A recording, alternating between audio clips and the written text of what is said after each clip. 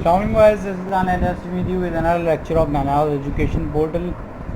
Guys आज जो हम स्टार्ट करेंगे वो होगी लीजेज IFRS 16 और हम इसको एंड तक लेके जाएंगे और जो है इसको हम काफ़ी डिटेल कि मैं आज की जो वीडियो है ये मैं डेडिकेट करना चाहूँगा अपने टीचर को जिन्होंने हमें स्लाइड बनाया, जिन्होंने मुझे स्लाइड बनाया कि मैं आज आप लोगों के सामने खड़ा हूँ और आप लोगों को ये चीज़ें एक्सप्लेन कर रहा हूँ, ये चीज़ें पढ़ा रहा हूँ।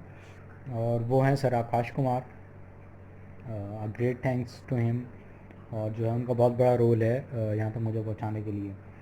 सो गाइस स्टार्ट करते हैं दोबारा से अपने जो है लेक्चर की तरफ आते हैं।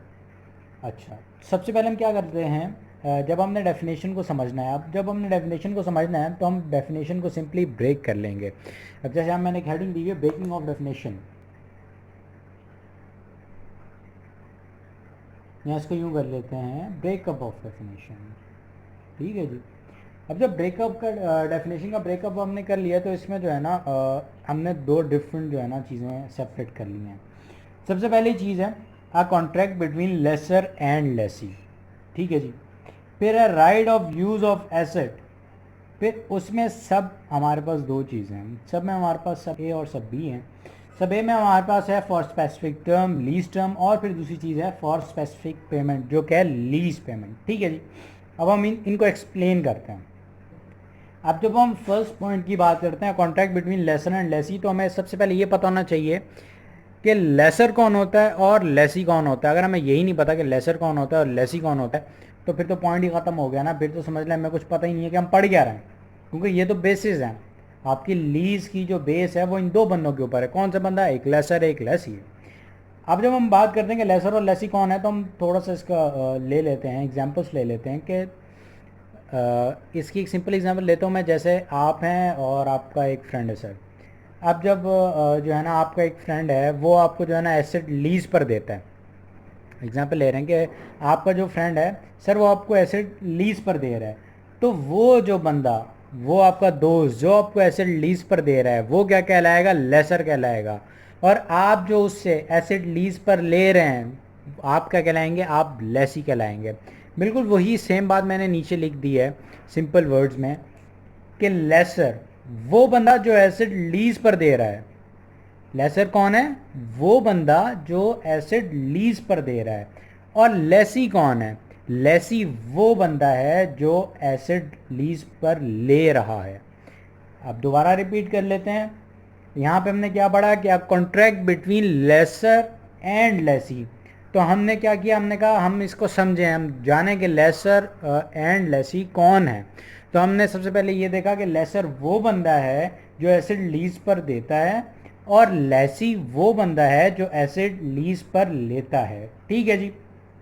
फिर हमारे पास आ गया नंबर टू। नंबर टू क्या है कि right of use of asset for specific term, और फिर बी हमारे पास क्या है? For specific payment. अब जब हम बात करते हैं फॉर स्पेसिफिक टर्म, तो स्पेसिफिक टर्म यहाँ पर कौन से टर्म की बात हो रही है भाई? यहाँ पे उस टर्म की बात हो रही है जो कि लीज टर्म है। लीज टर्म वो टर्म जिसके लिए आपके दरम्यान में एग्रीमेंट होता है कि इतने टर्म के लिए मैं आपको जो है ना अपना एसेट दे रहा हूँ, इतने टाइम के लिए आप मुझसे एसेट ले रहे हैं और ये आप इतने पीरियड के लिए आप जो है अपने पास एसेट रखेंगे, मैं आपको एसेट दूंगा। तो लेसर और लेसी के दरम्यान में जो एक टर्म डिसाइड होता है कि इतने टर्म के लिए वो आपको एसेट दे रहा है। फिर हमारे पास दूसरी बात क्या आ जाती है? बी में आ जाता है स्पेसिफिक पेमेंट। अच्छा भाई, अब स्पेसिफिक टर्म की तो बात हो गई, हमें पता चल गया कि वो लीज टर्म की बात हो रही है। अब स्पेसिफिक पेमेंट की क्या बात है? स्पेसिफिक पेमेंट क्या चीज़ है? अब जब हम बात करते हैं स्पेसिफिक पेमेंट, तो स्पेसिफिक पेमेंट बेसिकली रेफर कर रहा होता है लीज पेमेंट को। अब लीज पेमेंट मतलब वो अमाउंट जो लेसी पे करेगा लेसर को एसेट को लीज पर लेने के लिए, वो अमाउंट जो लेसी पे करेगा लेसर को एसेट लीज पर लेने के लिए, एसेट को लीज पर रखने के लिए अपने पास, उसे हम क्या क्या कहते हैं? Lease payment. क्या कहलाता है वो? Lease payment. एक बार दोबारा रिपीट कर देता हूं मैं। स्पेसिफिक टर्म का मतलब है लीज टर्म। लीज टर्म वो टर्म जिस पीरियड के लिए, जिस अमाउंट ऑफ टाइम के लिए लेसर से आप एसेट ले रहे हैं लीज पर, और दूसरा है हमारे पास स्पेसिफिक पेमेंट। स्पेसिफिक पेमेंट का मतलब वो पेमेंट है जो कि लीज पेमेंट है। लीज पेमेंट को किस पेमेंट को कहते हैं? लीज पेमेंट उस पेमेंट को कहते हैं जो लेसी लेसर को पे कर रहा होता है फॉर यूजिंग द एसेट जो कि लीज पर लिया है उसने लेसर से। ठीक हो गया जी। ये हमारी दो बेसिक सी चीज़ें थी जो डेफिनेशन में से हमने ब्रेकअप किया हुआ था और जो है उसमें से हमारे पास सामने आ गई जो कि थी तीन चीज़ें थी बेसिकली। सबसे पहले लेसर और लेसी थी, फिर हमारे पास आ गया स्पेसिफिक टर्म और फिर लास्ट में आ गया हमारे पास स्पेसिफिक पेमेंट। ठीक है जी। आई होप कि आप लोगों को ये क्लियर हो गया होगा। मैं लास्ट टाइम एक बार रिपीट कर देता हूँ। डेफिनेशन क्या थी? A contract between lessor and lessee for right of use of asset for specific term for specific payment. फिर हमने इसका ब्रेकअप कर लिया। ब्रेकअप में हमने सबसे पहला पॉइंट क्या देखा? A contract between lessor and lessee.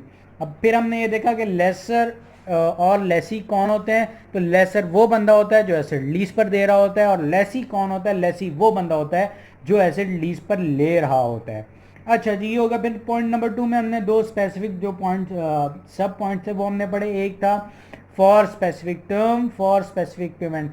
अब फिर हमने ये पढ़ा कि स्पेसिफिक टर्म क्या होता है। स्पेसिफिक टर्म का से मुराद यहाँ पर लीज टर्म है। स्पेसिफिक टर्म यहाँ पर रेफर कर रहा है लीज टर्म को। लीज टर्म वो टर्म होती है, वो अमाउंट ऑफ टाइम होता है, वो पीरियड ऑफ टाइम होता है जिसके लिए जिस पीरियड के लिए आप एसेट लीज पर ले रहे होते हैं लेसर से। ठीक है जी। फिर बात आ जाती है स्पेसिफिक पेमेंट पर। स्पेसिफिक पेमेंट पे बात ये होती है कि स्पेसिफिक पेमेंट का मतलब होता है कि लीज पेमेंट। लीज पेमेंट वो पेमेंट होती है जो लेसी पे कर रहा होता है किसको? लेसर को, for taking the asset on lease from lessor. ठीक है जी।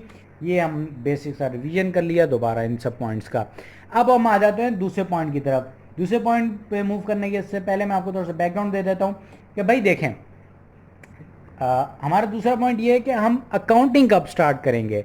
अकाउंटिंग का पीरियड हमारा कहाँ से स्टार्ट हो रहा होगा, हम कहाँ से लीज टर्म को काउंट करना स्टार्ट करेंगे।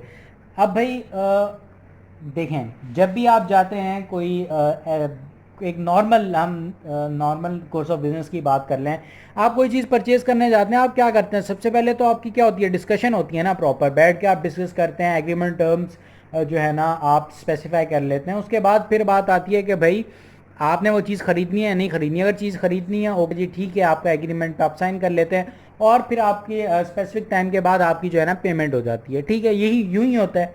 तो अगर हम नोट करें इस पूरे चीज़ों में, वो ये है कि जो जब आप जाकर डिस्कशन करते हैं और एग्रीमेंट करते हैं वो एक स्पेसिफिक डेट होती है और जो डिलीवरी होती है वो एक अलग डेट पे हो रही होती है। नॉर्मल कोर्स ऑफ बिजनेस में यही हो रहा होता है। ठीक है जी। ये दो डिफरेंट पॉइंट ऑफ टाइम्स होते हैं। यहाँ तक आपको बात क्लियर है? अब हम मूव कर, अब जब हम आ गए यहाँ पर कि भाई व्हेन टू स्टार्ट अकाउंटिंग। अब हमने लीज की अकाउंटिंग कब से स्टार्ट करनी है, तो यहाँ पर मैंने दो एग्जांपल सिंपली लिखी हुई हैं। दो वही पॉइंट जो मैं अभी आपसे डिस्कस कर रहा था कि एक होती है नॉर्मली एग्रीमेंट कॉन्ट्रैक्ट जिसके ऊपर जिस डेट के ऊपर आप करो, तो दूसरा डिलीवरी डेट। अगर हम यहाँ पर सपोज कर लेते हैं कि 1 जनवरी 2020 को आपका कॉन्ट्रैक्ट होता है और फिर जो आपकी डिलीवरी जो हो रही है, अब आप गए किसी लेसर के पास, आपने कहा कि भाई मुझे ये स्पेसिफिक एसेट चाहिए, मुझे स्पेसिफिक एसेट की नीड है। आपने उससे डिस्कस कर लिया, वो जो है वो रेडी हो गया, उसने कहा ठीक है जी मैं आपको ये जो है ना एसेट लीज पर दूंगा। आपने एग्रीमेंट टर्म्स डिसाइड कर लिया, उसने कहा ठीक है जी, ये आपने म्यूचुअली डिसाइड करने के बाद आपने कॉन्ट्रैक्ट साइन कर लिया। जब कॉन्ट्रैक्ट साइन कर लिया, फॉर एग्जाम्पल यहाँ पर जैसे मैंने लिखा हुआ है कि 1 जनवरी 2020 को आपने एग्रीमेंट साइन कर लिया, हमने कॉन्ट्रैक्ट साइन कर लिया, उस डेट को हम क्या कहते हैं? उस डेट को हम कहते हैं इंसेप्शन डेट। कि भाई आपका जो है ना एग्रीमेंट जो है, आपका कॉन्ट्रैक्ट जो है वो आपका हो गया। फिर हमारा क्या आ जाता है? फिर हमारा आता है कि भाई अब जब हमने डिस्कस कर लिया कि भाई हाँ भाई ठीक है, ओके डन हो गया, ये एग्रीमेंट हो गया, अब आप बोलेंगे भाई डिलीवरी कब दे रहे हो, आप कब हमें डिलीवर कर रहे हो जो हमें एसेट चाहिए। उसने कहा ठीक है भाई मैं आपको डिलीवर कर दूंगा 1 जून 2020 को मैं आपको डिलीवर कर दूंगा। आपने कहा ठीक है भाई डन हो गया, आपने म्यूचुअली डिसाइड कर लिया। उसके बाद फर्स्ट जून को उसने कहा कि भाई मैं आपको डिलीवर कर दूंगा और 1 जून 2020 को उसने डिलीवरी दे दी आपको। 1 जून 2020 को उसने आपको डिलीवरी दे दी, ये आपकी क्या होगी, डिलीवरी डेट होगी, और ये जो फर्स्ट जिसके ऊपर कॉन्ट्रैक्ट हुआ वो क्या आपकी होगी, इंसेप्शन डेट। अब देखिए अब सवाल क्या उठता है, अब सवाल ये उठता है कि आपने अकाउंटिंग जिस दिन पे कॉन्ट्रैक्ट हुआ है उस दिन से स्टार्ट करनी है, उस दिन से आपने लीज टर्म काउंट करना है, या फिर जिस दिन डिलीवरी हो रही है, जिस दिन एसेट आपके पास फिजिकली अवेलेबल हो रहा है आपने उस दिन से स्टार्ट करनी है। अब हम यहाँ पे बेसिकली अगर हम कहें कि हमें नहीं पता कि कब से स्टार्ट करनी है, तो यहाँ पे दो सिनेरियोज बन सकते हैं कि भाई जो है ना, या तो कॉन्ट्रैक्ट डेट से हम स्टार्ट करेंगे या फिर हम डिलीवरी डेट से स्टार्ट करेंगे। एक क्वेश्चन अराइज हो गया हमारे पास कि कॉन्ट्रैक्ट डेट से स्टार्ट करनी है या डिलीवरी डेट से। अब यहाँ पर हमें IFRS कहता है कि भाई अगर जो है आपने अकाउंटिंग स्टार्ट करनी है, आपने तब से स्टार्ट करनी है।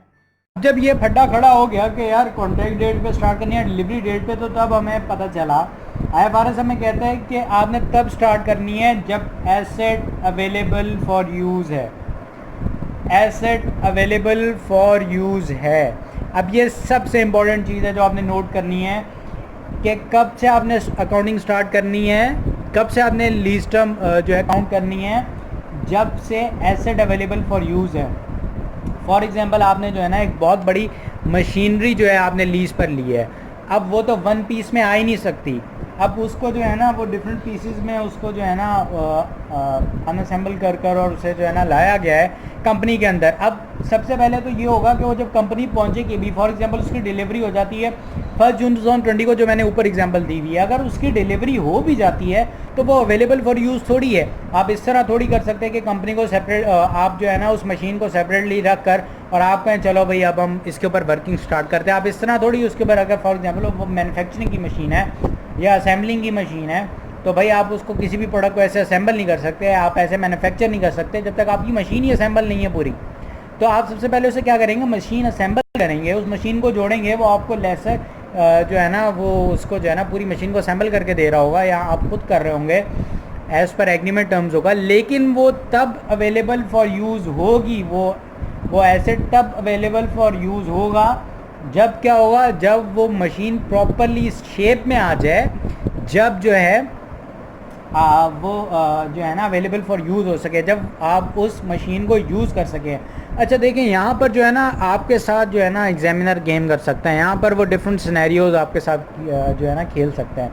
अच्छा वो कैसे कैसे सिनेरियोज खेल सकता है, वो इस तरह के सिनेरियोज खेल सकता है कि वो आपको एक डेट दे दे कॉन्ट्रैक्ट डेट क्वेश्चन, एक वो आपको दे देगा कॉन्ट्रैक्ट डेट, दूसरा वो आपको दे देगा कि भाई डिलीवरी डेट, डिलीवरी इस डेट को भी है। फिर वो क्या करेगा, फिर वो आगे ले जाएगा, फिर वो कहेगा अच्छा भाई मशीन जो आई थी ना वो डिफरेंट पार्ट्स में आई थी, वो सिंगल पीस में आ नहीं सकती थी। अब अगर हम देखें तो वो हमारे पास अवेलेबल फॉर यूज़ नहीं है। फिर वो आपको ये बताया अच्छा भाई इस डेट तक असेंबल हो गई थी, जब वो असेंबल हो गई थी तो मतलब वो अवेलेबल फॉर यूज़ है। अब जब वो अवेलेबल फॉर यूज़ है तो मतलब वो हमारी डेट है जिसके ऊपर हम जो है ना अपना काम स्टार्ट कर देंगे। ठीक है जी, उस डेट के ऊपर हम अपना काम स्टार्ट कर देंगे। फिर क्या हो सकता है, वो ये भी हो सकता है कि वो आपको कहे कि भाई ओके इस डेट पे जो है ना मशीन आ गई थी, मशीन हमारे पास अवेलेबल थी, लेकिन क्या था कि कंपनी ने इसको यूज़ करना स्टार्ट नहीं किया, कंपनी ने इसको यूज़ करना ही स्टार्ट नहीं किया। तो फिर हमारे पास ये क्या हो गया कि भाई वो अवेलेबल फॉर यूज़ तो हो गई थी ना, अब कंपनी यूज़ कर रही है या नहीं कर रही। अब देखिए ना, लेसर का इससे तो हेडेक नहीं है ना, उसने आपको लीज पर दी, आप उसको यूज़ कर रहे हैं या नहीं कर रहे हैं, उसका हेडेक थोड़ी है। वो कहेगा मैंने आपको लीज पर दी, आप उसको कुछ भी करें, आप उसको यूज़ करें ना करें, वो मेरा हेडेक थोड़ी है। तो आप जो है ना उसको सिंपली अवेलेबल फॉर यूज़ पर रख लेंगे, अवेलेबल फॉर यूज़ पे देखेंगे कि वो अवेलेबल फॉर यूज़ है या नहीं है। अब जैसे मैंने आपको यही एग्जांपल दी कि भाई एग्जामिनर आपको किस तरह आपके साथ गेम कर सकता है। वो आपको जैसे उसने मैंने आपको बताया कि वो आपको डेट दे सकता है कि इस डेट पे मशीन असेंबल हुई, तो हमारे लिए वो डेट इंपॉर्टेंट होगी। वो आपको ये भी बता एक और डॉज दे सकता है कि यार इस डेट पे मशीन असेंबल हो गई और 15 दिन बाद जो है ना उन्होंने मैन्युफैक्चरिंग स्टार्ट की, या 1 मंथ बाद मैन्युफैक्चरिंग स्टार्ट की, असेंबलिंग स्टार्ट की, जो भी उन्होंने उस मशीन से काम लेना था। लेकिन हमारे लिए इंपॉर्टेंट डेट कौन सी होगी, हमारे लिए इंपॉर्टेंट डेट वो होगी जिस डेट पे एसेट अवेलेबल फॉर यूज़ हो चुका है। तो ये हमने एक समराइज़ कर लिया कि हमने कब से अकाउंटिंग स्टार्ट करनी है लीज़ की। ना तो हमने कॉन्ट्रैक्ट डेट से स्टार्ट करनी है, ना तो हमने डिलीवरी डेट से स्टार्ट करनी है। हमने कब से स्टार्ट करनी है, हमने उस डेट से स्टार्ट करनी है जिस डेट से एसेट अवेलेबल फॉर यूज़ है। जो सर जी जो तो जो हमने अभी तक पढ़ा है उसको एक बार रिवाइज कर लेते हैं। सबसे पहले हमने लीज की डेफिनेशन पढ़ी, जिसमें हमने दो चीज़ें पढ़ी। पहला हमने ये पढ़ा कि यार लेसर कौन होता है। लेसर वो होता है जो एसेट लीज पर देता है, और लेसी, फिर हम लेसी पढ़ा। लेसी कौन होता है? लेसी वो होता है जो एसेट लीज पे लेता है। फिर हमने पढ़ा कि भाई जो है ना स्पेसिफिक टर्म से क्या मुराद है। स्पेसिफिक टर्म से मुराद है लीज टर्म। फिर हमने पढ़ा कि जो है ना स्पेसिफिक पेमेंट से क्या मुराद है। स्पेसिफिक पेमेंट से क्या मुराद है? वो है हमारी लीज पेमेंट। लीज पेमेंट क्या होती है? वो पेमेंट जो लेसी लेसर को पे कर रहा होता है for the use of asset जो कि आप लीज में यूज़ कर रहे होते हैं। ठीक है जी। फिर हमने ये पढ़ा कि अकाउंटिंग हमने कब से स्टार्ट करनी है, कब से हमने जो है ना जो है इसकी जो है ना अकाउंटिंग स्टार्ट कर लेनी है लीज़ की। वो हमने उसमें हमने डिफरेंट डेट्स देखी।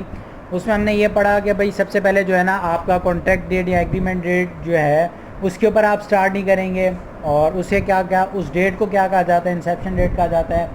फिर हमने दूसरी चीज़ क्या पढ़ी? फिर हमने दूसरी चीज़ ये पढ़ी कि भाई जो है ना डिलीवरी हो गई ना, आपने जो भी एसेट कहा था उसको डिलीवर कर दिया गया, ये हो गया सेकंड डेट। लेकिन फिर हमने जो मेन पॉइंट पढ़ा वो क्या है कि हमने कब से स्टार्ट करनी है, वो ये है कि एसेट अवेलेबल फॉर यूज़ है। और फिर हमने उसके कुछ जो है ना डिफरेंट केसेस जो हैं वो हमने डिस्कस किए और देखे कि वो किस तरह से चलते हैं। अच्छा जी, उसके बाद हम आज का जो है ना एक लास्ट पॉइंट है जो मैं डिस्कस करना चाह रहा था आप लोगों के साथ, वो है बेसिकली लीज टर्म के हवाले से है। लीज टर्म में इसके ऊपर इसको समझाने से पहले मैं आपको जो है ना एक सिनेरियो एक जो है ना वो आप लोगों के साथ डिस्कस करना चाहूँगा। अब वो सिनेरियो क्या है कि अगर हम बात करें एक नॉर्मल कोर्स ऑफ बिज़नेस की, जब आप जाते हैं जब आप किसी के पास भी जाते हैं कुछ परचेज़ करने, तो अगर तो आप स्मॉल क्वांटिटी में परचेज़ कर रहे होते हैं तो वो आपको कोई ख़ास डिस्काउंट नहीं दे रहा होता है, डिस्काउंट ही नहीं दे रहा होता। और अगर हम दूसरी तरफ देखें बल्क क्वांटिटी में आप परचेजेस कर रहे हैं तो क्या होता है कि वो अच्छा खासा आपको डिस्काउंट मिल रहा होता है। तो ये दो डिफरेंट सिनेरियोज हो गए। अब इसी तरह लीज़ में भी होता है। लीज़ में क्या होता है? लीज़ में वो कभी कभी आपको जो लीज़ एग्रीमेंट होता है उसके अंदर वो आपको एक पीरियड ऑफर करता है, जिसे क्या कहा जाता है? उसे कहा जाता है एक्सटेंडेड पीरियड। उसे क्या कहा जाता है सर? उसे कहा जाता है एक्सटेंडेड पीरियड। अच्छा, एक्सटेंडेड पीरियड से क्या मुराद है? वो पीरियड जो कि आपके इनिशियल एग्रीमेंट जिस पीरियड के लिए हुआ है वो उससे ऊपर का पीरियड है। जैसे फॉर एग्जांपल आपकी जो बात हुई है कि भाई हम जो एसेट आप ले रहे हैं लीज पर वो आप ले रहे हैं 4 साल के लिए। अब वो आपको जो लेसर है वो आपको एक ऑफ़र देता है कि भाई अगर आप मुझसे 2 साल के लिए और लेते हो, मतलब कि 6 साल कर लेते हो इस पीरियड को, तो मैं आपको जो अगले 2 साल के लिए आप लोगे तो आपका जो अमाउंट होगी जो आपने मुझे पे करनी है वो मैं कम कर लूँगा। और यहाँ पर आकर मैं आपके साथ एक टर्म इंट्रोड्यूस कर रहा हूँ जिसे कहा जाता है रेंटल। जो हमने पीछे बात की थी स्पेसिफिक पेमेंट की, ये उसी से मुराद है। और वो जो स्पेसिफिक पेमेंट हो रही होती है उसे हम कहते हैं रेंटल। उसको हम क्या कहते हैं? रेंटल कहते हैं उस अमाउंट को। तो यहाँ पर अभी मैं रेंटल को इसी कॉन्सेप्ट के साथ इसी पॉइंट के साथ लिंक करूँगा कि फॉर एग्जांपल आपका जो एग्रीमेंट है वो 4 साल का है, और फिर यहाँ फॉर एग्जांपल हम ले लेते हैं कि इनिशियल पीरियड जो इनिशियल एग्रीमेंट जो आपका हुआ है लेसर के साथ वो आपका हुआ है 5 साल का। भाई 5 साल के लिए मैं ये एसेट लीज पर लूँगा। फिर क्या हुआ? फिर उसी दौरान उसने लेसर ने आपको एक ऑफ़र दे दी कि यार अगर आप मुझसे 2 साल या 3 साल के लिए और लेते हो, तो जैसे अगर फॉर एग्जांपल मैं आपको जो है ना रेंटल जो है ना वो इस वक्त है 2 लाख पर ईयर के हिसाब से जो है ना आपका रेंटल मैं चार्ज कर रहा हूँ। तो अगर आप मुझसे मज़ीद 3 सालों के लिए लेते हो ना, तो जो एक्सटेंडेड 3 इयर्स का पीरियड होगा उसके लिए जो मैं आपको रेंटल चार्ज करूँगा वो सिर्फ मैं 40,000 का करूँगा। मतलब स्टार्टिंग जो 5 इयर्स इनिशियल पीरियड है वो तो आपका है ही है, वो तो आपका है ही है। लेकिन अब उसमें जो रेंटल है वो आपका 2 लाख है। लेकिन अगर आप मुझसे ये 3 साल का पीरियड एक्सटेंड करते हैं और इसको 8 साल का कर लेते हैं, तो मैं क्या करूँगा? मैं जो वो आगे वाले 3 साल होंगे उसके अंदर सिर्फ जो आपका रेंटल लूँगा वो सिर्फ कितना लूँगा? वो मैं लूँगा आपसे 40,000 रुपये जो है ना पर ईयर के हिसाब से लूँगा। अब अच्छा, अब इसमें जो है ना अब इसमें कुछ पॉइंट्स हैं डिस्कशन के। अब वो हम पॉइंट्स मिल के डिस्कस कर लेते हैं। अब इसमें सबसे पहली बात है कि अब आपने ये देखना है, जब आपके पास कोई ऐसा सिनेरियो आता है, क्वेश्चन में कुछ ऐसा बताया जाता है कि भाई जो आपका लेसर है वो आपको एक एक्सटेंडेड पीरियड जो है ना वो ऑफ़र कर रहा है, तो आपने सिंपली क्या कर लेना है, आपने खुद को उठाकर लेसी की जगह पर रख देना है। जब लेसर आपको क्वेश्चन में बताया जा रहा है कि एक एक्सटेंडेड पीरियड ऑफर कर रहा है, तो आपने सिंपली क्या करना है, खुद को उठाकर लेसी की जगह पर रख लेना है और सोचना है ये कि यार अगर मैं लेसी होता, मैं ये एसेट लीज पर ले रहा होता, तो क्या मैं ये ऑफ़र अवेल करता जो एक्सटेंडेड पीरियड की मुझे दी जा रही है बाय लेसर। अगर मैं लेसी होता तो क्या मैं ये ऑफ़र एक्सेप्ट करता या नहीं करता। हमने खुद को लेसी की जगह पर रखना है, खुद को लेसी सपोज करना है, खुद को लेसी तसव्वुर करना है, और उसके बाद ये सोचना है कि अगर ऐसा होता तो मैं क्या करता। और अगर आपका माइंड, अगर आपकी जो है ना जजमेंट ये कहती है कि अगर मैं लेसी होता मैं इसको फ़ौरन एक्सेप्ट कर लेता, तो आपने सिंपली क्या करना है, आपने जो वो इनिशियल पीरियड जो आपका एग्रीमेंट पीरियड है, उसमें वो जो एक्सटेंडेड पीरियड ऑफ टाइम है जो आपको ऑफ़र किया जा रहा था बाय लेसर, उसमें आपने उसको ऐड कर देना है। क्या कर देना है? ऐड कर देना है। सर जी दोबारा रिपीट कर देता हूँ मैं एक बार, कि अगर आपने लेस की जगह खुद को रखा और आपने उस ऑफ़र को देखा जो लेसर दे रहा है क्वेश्चन में, और आपने सोचा कि अगर मैं लेसी होता है यार मैं तो इस ऑफ़र को नहीं जाने देता, मैं तो इस ऑफ़र को हाथ से जाने ही नहीं देता, मैं इस ऑफ़र को लाजमी अवेल करता, तो आपने सिंपली क्या करना है, वो जो इनिशियल एग्रीमेंट पीरियड आपको दिया हुआ होगा उसमें आपने क्या कर देना है, उसमें आपने एक्सटेंडेड पीरियड की जो आपको ऑफ़र दी जा रही है सॉरी बाय लेसर, वो आपने सिंपली क्या कर देना है, इनिशियल एग्रीमेंट का जो टाइम आपको दिया होगा उसमें ऐड कर देनी है। ठीक है सर जी, आपको ये बात समझ में आ गई। अब मैं थोड़ा सा आपको यहाँ से समझा देता हूँ। अब यहाँ पे क्या लिखा हुआ है, विच इंक्लूड्स, अब नॉन कैंसिलेबल लीज टर्म में एक वो पीरियड है which includes an option to extend lease term. ठीक है जी, विच इंक्लूड्स लीज टर्म वो पीरियड है which includes an option to extend lease term. अब ये वही ऑप्शन है जिसकी मैं अभी बात कर रहा था। फिर आपने क्या करना है, अच्छा इसमें इंपॉर्टेंट क्या है, अब इम्पोर्टेंट ये है वो ऑप्शन आप अवेल कर रहे हो या नहीं कर रहे। If lazy is reasonable certain, कि भाई उसे जो है ना ये यकीन है कि भाई ये जो ऑप्शन है, ये जो ऑप्शन उसे लेसर की तरफ से दिया जा रहा है वो इसको अवेल करेगा, तो हम क्या करेंगे, हम ये करेंगे कि लीज टर्म जो इनिशियल थी उसमें हम एक्सटेंडेड पीरियड को ऐड कर देंगे।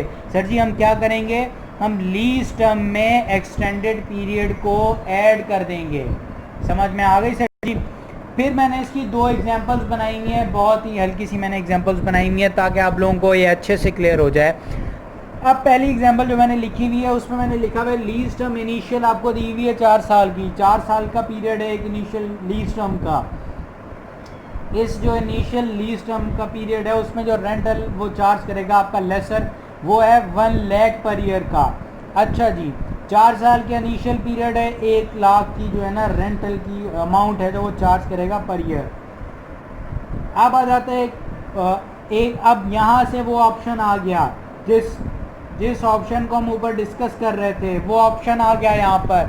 अब हमें लेसर एक ऑप्शन दे रहा है, वो ऑप्शन क्या दे रहा है, lessor has given an option to lessee for extending lease term for 2 years।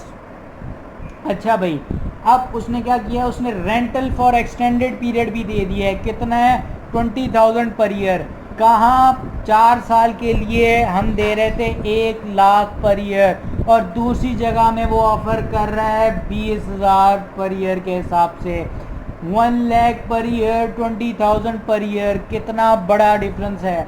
अब अगर मैं लेसी होता या आप लेसी होते तो हम क्या कहते हैं, हाँ भाई ठीक है ये तो बहुत सस्ते में आ रहा है हमारे पास आगे वाले 2 साल, तो हम क्या करते हैं, हम सिंपली इस ऑप्शन को अवेल करते, हम इस ऑप्शन को लाजमी कहते कि भाई हमें दो, हम ये ऑप्शन अवेल करेंगे। तो फिर हम क्या करते, हम ये 4 साल में 2 साल ऐड कर देते। 2 साल कौन से ऐड कर देते, ये जो यहाँ पर लिखा हुआ है कि उसने ऑफ़र दी है 2 साल की एक्सटेंशन की, तो हम इसमें दोनों को ऐड करते और हमारे पास लीज टर्म क्या बन जाता सर जी, हमारे पास लीज टर्म बन जाता 6 ईयर्स। आई होप कि आपको ये समझ में आ गया होगा। अब इसी के ऊपर हम दूसरी एग्जांपल जो है ना वो डिस्कस कर लेते हैं।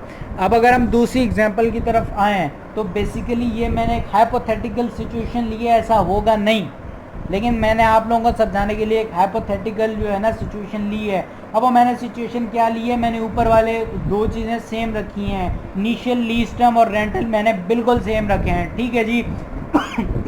सॉरी, वो मैंने दोनों बिल्कुल सेम रखे हैं। फिर उसके बाद मैंने फिर वही ऑप्शन आ गया। अब ऑप्शन वही है, 2 साल के लिए वो ऑफ़र कर रहा है कि आप जो है ना ये लीज टर्म एक्सटेंड कर लें 2 साल के लिए। हमने कहा भाई ऑफ़र बताओ, हमें ये बताओ कि तुम हमें ऑफ़र क्या कर रहे हो, रेंटल कितना चार्ज करोगे हमसे इन 2 सालों का। वो कहता है कि भाई मैं 1,20,000 1,20,000 रुपीज़ पर ईयर चार्ज करूँगा। आप या मैं लेसी होते, आप कहते हैं हम पागल हो गए कि जहाँ पर मैं 1 लाख रुपए में मैंने 5 साल निकाले हैं पर ईयर के हिसाब से, मैं तुमसे 1,20,000 रुपये में वो ले लूँ। मैं क्यों लूँ, मैं सस्ते में लूँगा, और मुझे सस्ते में ऑफ़र करते हो तो ठीक है, वरना मैं ये लीज टर्म एक्सटेंड नहीं करूँगा। ठीक है जी, ये आपको बेसिक सी मैंने एग्जांपल दे दी ताकि आप लोगों को अच्छे से क्लियर हो जाए कि भाई किस तरह से लेकर चलना है इसको। हम एक बार दोबारा पूरा सा रिवाइज़ करते हैं और फिर हम इस लेक्चर को यहाँ पर ऑफ करेंगे और फिर हम आगे जो है अपने नेक्स्ट लेक्चर में मुलाकात होगी हमारी। अब हम शुरू से एक बार रिवाइज़ कर लेते हैं कि हमने क्या पढ़ा है। हमने सबसे पहले डेफिनेशन पढ़ी है।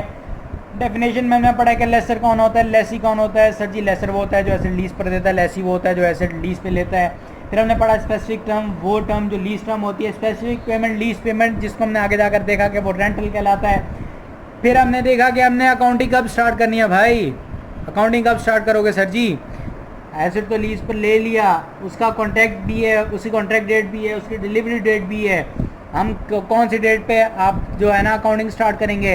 फिर हमने ये देखा कि हम जो अकाउंटिंग स्टार्ट करेंगे वो हम करेंगे जब एसेट अवेलेबल फॉर यूज़ होगा। कब स्टार्ट करेंगे, जब एसेट अवेलेबल फॉर यूज़ होगा। ठीक हो गया सर जी।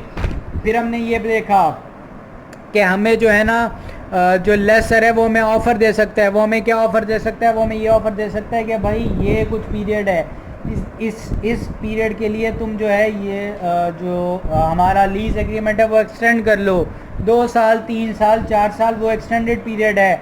फिर हमने ये देखा कि हम खुद को लेसी की जगह पर रख कर सोचेंगे कि अगर हम खुद लेसी होते तो क्या हम इस ऑफ़र को अवेल करते हैं या नहीं करते। अगर हम अवेल करते हैं तो हम क्या करेंगे, हम सिंपली लीज टर्म में जो हमें एक्सटेंडेड पीरियड दिया जा रहा था वो हम उसमें ऐड कर देंगे। और यहाँ पर हमारा आज का जो है लेक्चर ख़त्म होता है। सो गाइस, आई होप कि आप लोगों को समझ में आ गया होगा। इंशाल्लाह मुलाकात होती है हमारी नेक्स्ट लेक्चर में। टिल देन टेक केयर, अल्लाह हाफिज़।